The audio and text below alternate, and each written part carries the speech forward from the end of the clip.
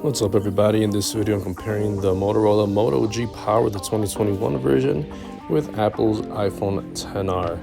And if you like comparing different phones and all the specs, this is the channel to subscribe to. I upload videos every single day, or at least I try to, and I hope you subscribe to get more content like this. But let's get into it. Moto G 2021 Moto G Power versus the Apple iPhone XR. So the Moto G Power, the 2021 version, is a 4G device, while the iPhone XR is also a 4G device. It's a kind of a different trend now with 5G devices. So these are kind of like, they're going to be more budget friendly since they don't have that 5G connectivity. But these are both great options still in 2021. You can get the Moto G Power 2021 from anywhere from free on prepaid all the way to $200 unlocked.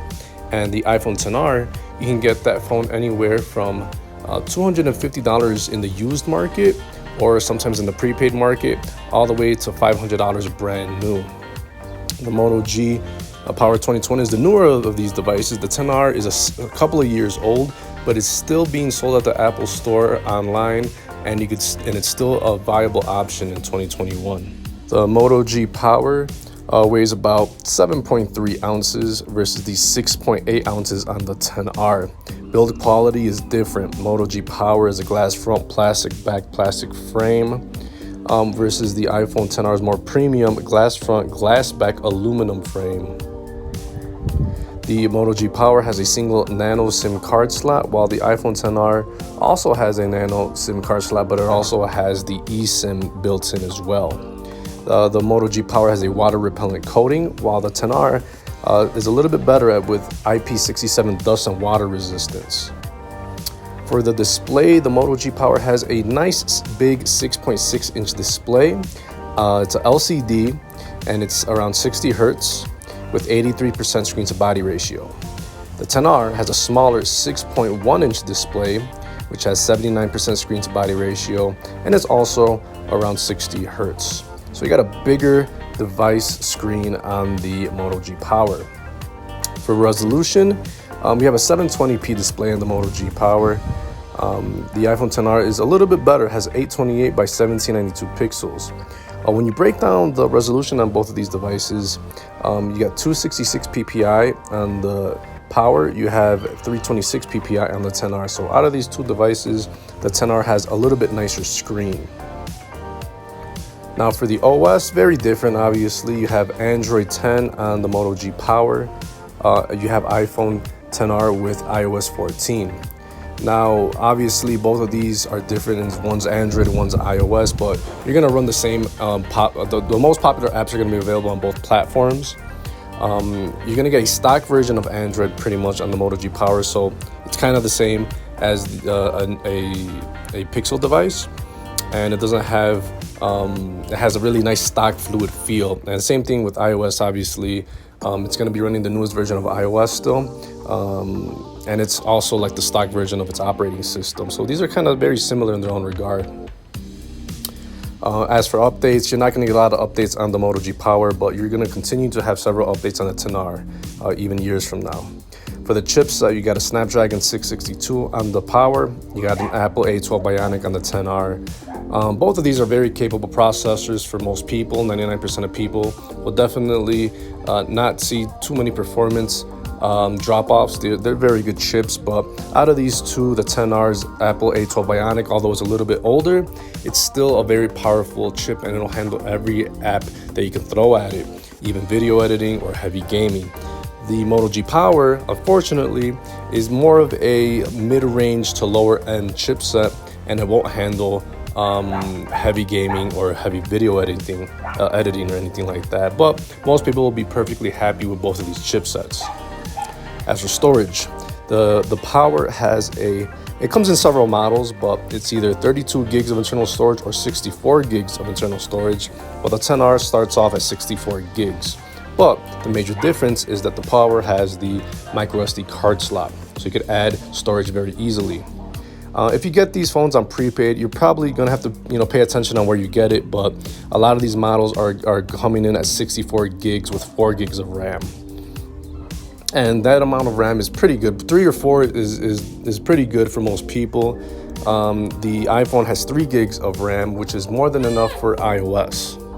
For the camera setup, the G Power has a triple camera system: 48 megapixel main, 2 megapixel macro, 2 megapixel depth. The iPhone XR has a single 12 megapixel camera. You can shoot at 1080p on the Power. You can shoot 4K in the XR. Although the Moto G Power can take respectable shots, pretty good shots, but you gotta be in the right lighting, its low light capability really sucks. The iPhone XR, on the other hand, is a very simple camera setup, but it's very, very good, and that's coming from Apple. They make quality smartphone cameras, and you can take great videos on them, even in low light. So the overall better camera system is the XR, and you can take advantage of iMovie to create and edit videos. Selfie cameras are more similar on these devices. You got 8 megapixels on the G Power, 7 megapixels on the XR, and they both shoot at 1080p. The G Power has a headphone jack, while the XR does not, so that's pretty impressive for the price. Very, very good if you want to hook up your mic, your headphone, or your aux cord to listen to music in the car, for example. Both of these phones do have Bluetooth, which will connect happily to all your wireless devices, such as a smartwatch, smart band, your wireless headphones, your wireless speakers, for example.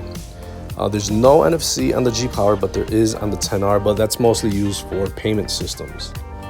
For charging, you got the Type-C port on the Motorola, you got Lightning port on the XR.